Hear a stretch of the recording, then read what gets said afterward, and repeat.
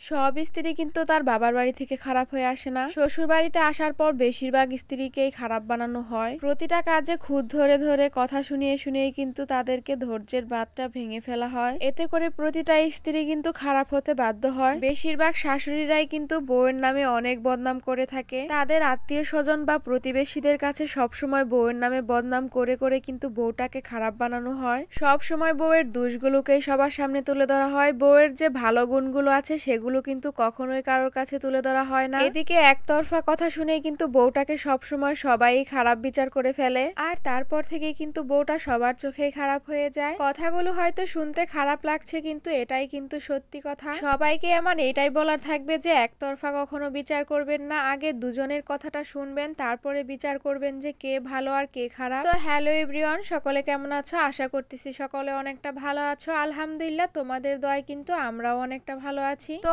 আজকে কিন্তু তোমাদের কাছে ছোট্ট একটি প্রশ্ন থাকছে আমার। আর সেই প্রশ্নটা হচ্ছে যে আমি যে রিলসে ভয়েস গুলো দেই সেই ভয়েসটা তোমাদের বেশি ভালো লাগে না আমার বড় ভিডিওর ভয়েসটা বেশি ভালো লাগে? আশা করতেছি তোমরা কমেন্টে আমাকে জানাবে যে আমার কোন ভয়েসটা তোমাদের বেশি ভালো লাগে। আর আমি কিন্তু সেই ভয়েসটাই সবসময় দেওয়ার চেষ্টা করব। তার সাথে বলে নেই যে আমার ভিডিওগুলি তোমাদের কাছে কেমন লাগে। আমার ভিডিওগুলি যদি তোমাদের কাছে ভালো লেগে থাকে তাহলে কিন্তু অবশ্যই আমার পেজে ফলো দিয়ে যাবে আর লাইক কমেন্ট শেয়ার করে আমার পাশে থাকার চেষ্টা করবে। প্রতিদিনের মতো আজকেও কিন্তু আমি রান্না বান্না করতে চলে আসলাম। তবে আজকে বেশি কিছু রান্না করব না, শুধু মাছ ভুনা করব আর সাথে বনসিমের ভর্তা করব। অল্প পরিমাণে রান্না করার কারণটা হচ্ছে বিকেলে আমাদেরকে গ্রামে যেতে হবে। মুস্কানের আব্বু হঠাৎ করে দুদিন ছুটি নিয়ে নিয়েছে অফিস থেকে, কারণ সে বাড়িতে যাবে। তার নাকি অনেক ইচ্ছে করতেছে বাড়িতে যাওয়ার জন্য। এই ভিডিওগুলো কিন্তু আমার 2-3 দিন আগের করা, কারণ সময় না থাকার কারণে কিন্তু আমি ভিডিওগুলো আপলোড করতে পারিনি। সেজন্য কিন্তু আজকে ভয়েস দিয়ে আপলোড করতেছি। যাই হোক, কথা বলতে বলতে কিন্তু আমার মাছ ভুনাটা প্রায় হয়ে এসেছে। এবারে কিছুক্ষণ জাল করে নামিয়ে নিলেই কিন্তু হয়ে যাবে। দেখো আমার মাছ ভুনা রান্নাটা কিন্তু হয়ে এসেছে। এবারে আমি বন সিমটাকে কাটাকাটি করব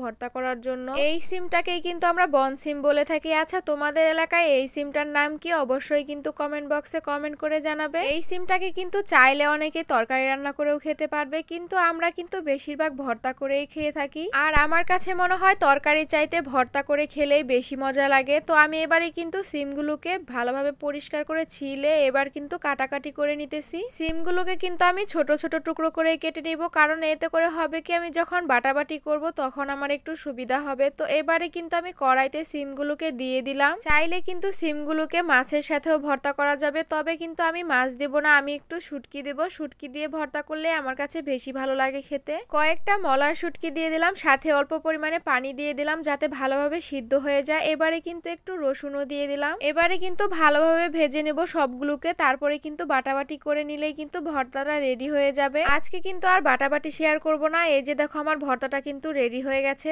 গরম ভাতের সাথে কিন্তু ভর্তাটা খেতে খুবই মজা লাগতেছিল। তো যাই হোক, আজকের ভিডিওটা কিন্তু এই পর্যন্তই। তো আগামী ভিডিও আসার আগ পর্যন্ত তোমরা সকলে ভালো থেকো, সুস্থ থেকো। আল্লাহ হাফেজ।